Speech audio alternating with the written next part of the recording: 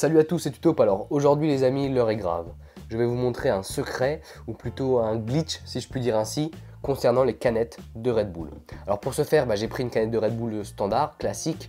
Bon, c'est une version sans sucre la canette, mais c'est juste un point de détail, vu qu'en fin de compte j'ai vidé la canette, j'ai déjà ouvert la canette, et j'ai juste mis de l'eau à la place. Voilà, il y a juste de l'eau.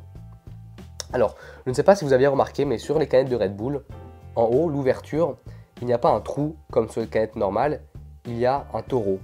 Ici, alors je vais essayer de vous montrer, voilà, on voit mieux avec l'ombre, il y a un taureau pour l'ouverture. C'est le logo de Red Bull, jusqu'à là rien d'incroyable. Mais en fait, ce taureau, enfin, cette ouverture avec un taureau n'est pas complètement anodine. Vu que si on prend ici l'ouverture, que je retourne à 180 degrés pour placer le taureau sur le trou de la canette, et que je retourne donc sur un verre, automatiquement, comme vous le constatez, le liquide ne coule pas. Il reste complètement bloqué à l'intérieur de la canette. Voilà. Alors je peux prendre bien sûr un cure-dent ici pour vous prouver. Je vais le mettre dans la canette. Vous voyez, je peux réussir à l'insérer dedans, il n'y a pas de problème. Et il peut même, vous voyez, partir à l'intérieur si je le lâche complètement. Non, lui il est tombé. On va recommencer. Alors pour éviter que je bouge trop, sinon ça va tout faire couler. Je mets le cure-dent à l'intérieur et il part dans la canette. Hop là, disparition. Et si bien sûr je retourne, il n'y a plus de cure-dent, il est à l'intérieur.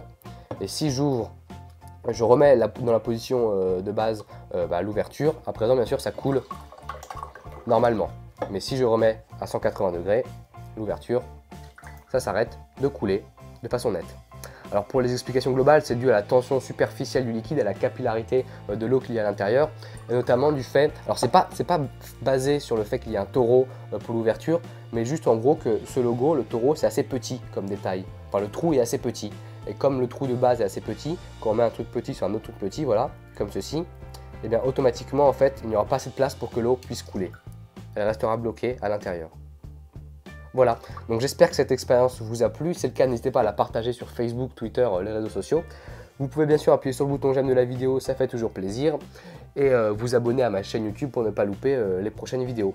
Allez, salut tout le monde, santé!